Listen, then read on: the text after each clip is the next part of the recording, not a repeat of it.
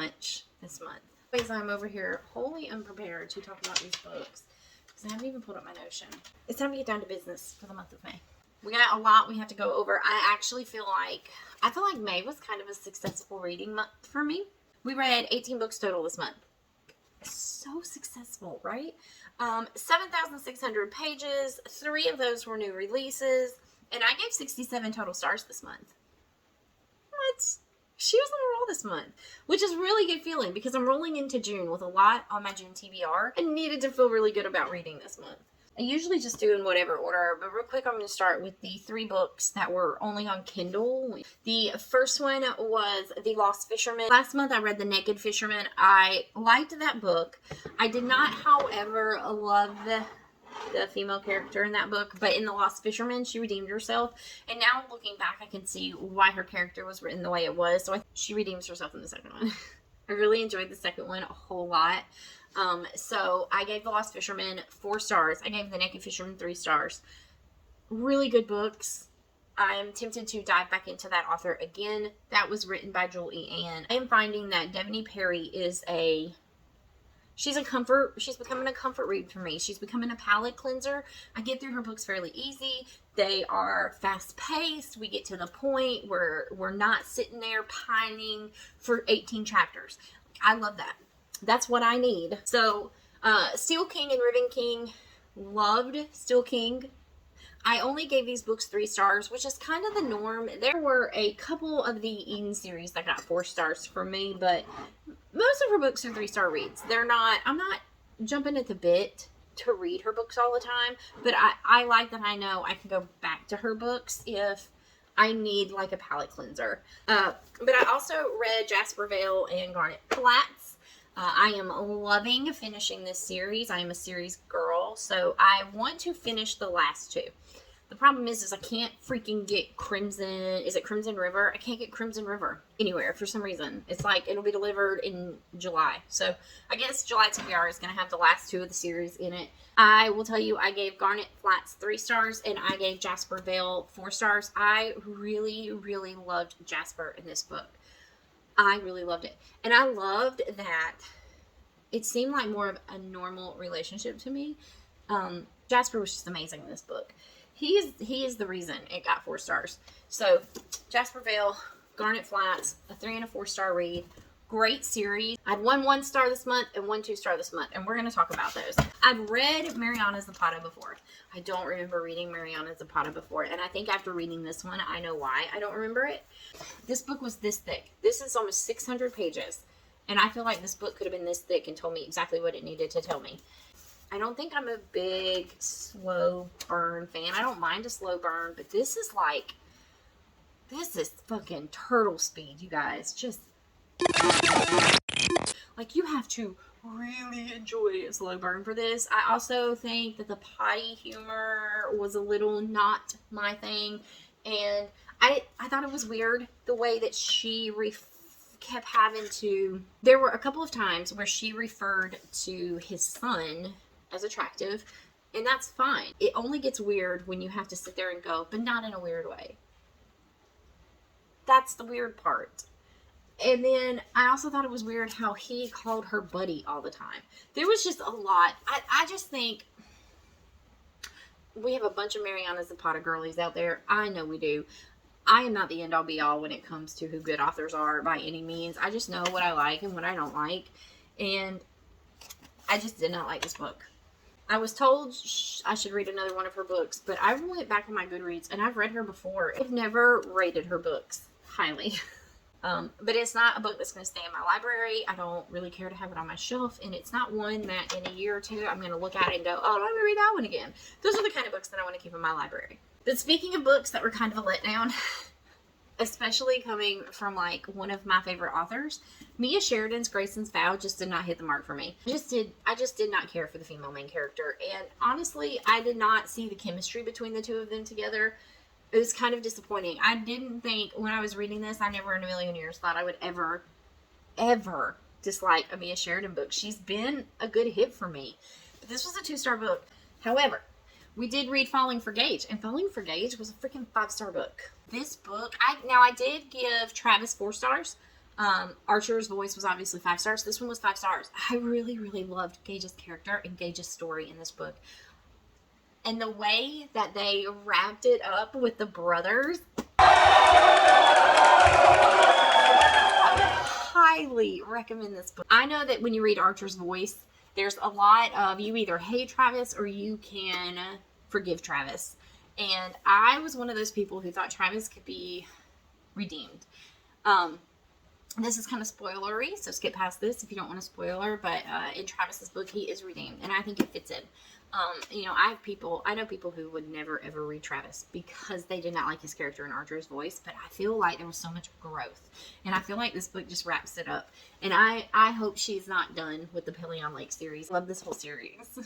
I just want to pick this series up again. That's how good it is. So Falling for Gage was 5 stars. Then we go on to Done and Dusted. This is by Lila Sage. This is definitely an enemies to lovers. This is brother's best friend.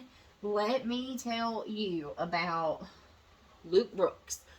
Every time I pictured Luke Brooks, I almost wished he was real.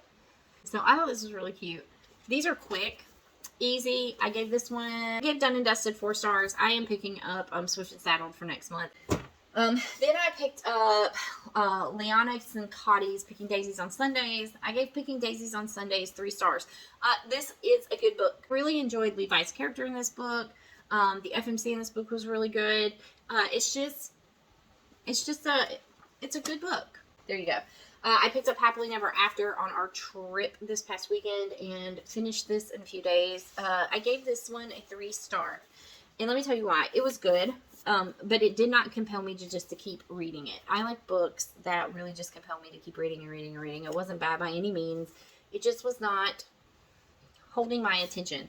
I kind of went back and forth on this and finally picked it up a couple of days ago just to finish it. So it was 3 stars. It was cute. It was not my vibes.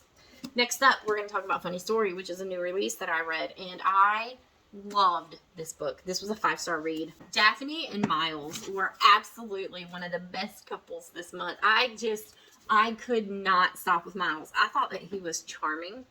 I thought that he was sweet. I could see where he started to fall more than she did, and then when she finally caught up with everything, realizing it wasn't just for the sake of their exes, I just thought it was a relatable story. I thought that this is probably my favorite Emily Henry book so far. I have read most of Emily Henry's books. I think that People We Meet on Vacation is the only one I haven't read. I did not like Book Lovers.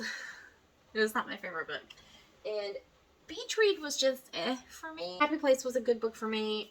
Funny Story was a good book for me. I'm not exactly sure why Beach Read and Book Lovers did not hit the mark for me, so I kind of want to get back into those to see if maybe I've just kind of grown as a reader since trying those, but this book is just a gem. Next up, we're going to talk about Abby Jimenez. I read 2 Abby Jimenez books just for the summer. Yours Truly was really good. I wanted to read Just for the Summer because it was a new release coming out, and then I went ahead and picked up Part of Your World because I hadn't read it yet, and this is the first in this series, so it wrapped it up. I'm ready for another one in this series. I'm hoping that Just for the Summer was not the last. Justin in this book is so damn charming. Daniel in Part of Your World, I loved him.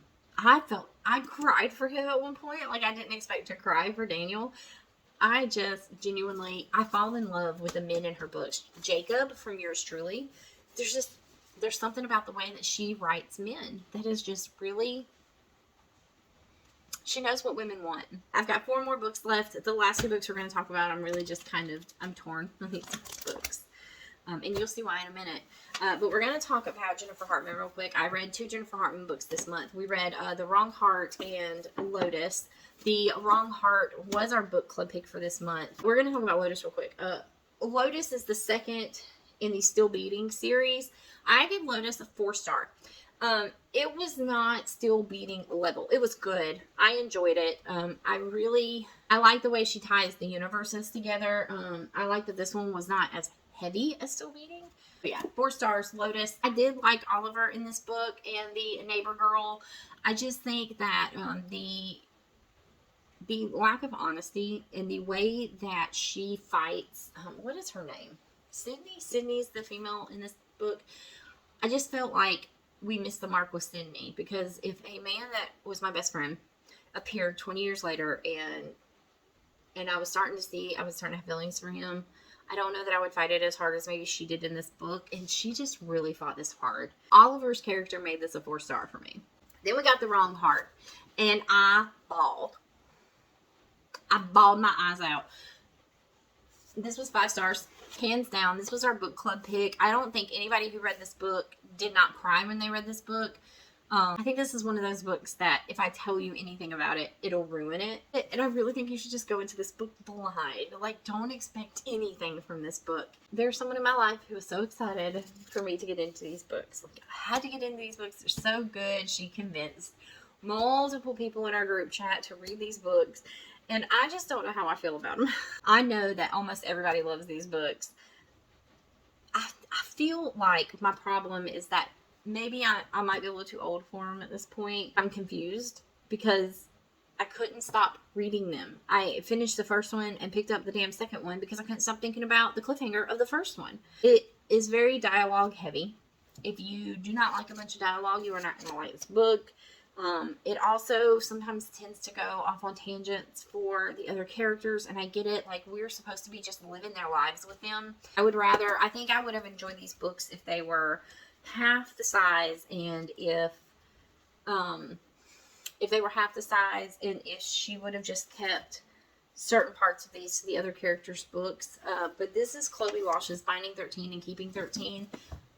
I read Binding 13 in a few days, and the same thing with Keeping 13. It took me about 3 days per book because I kept having to put them down.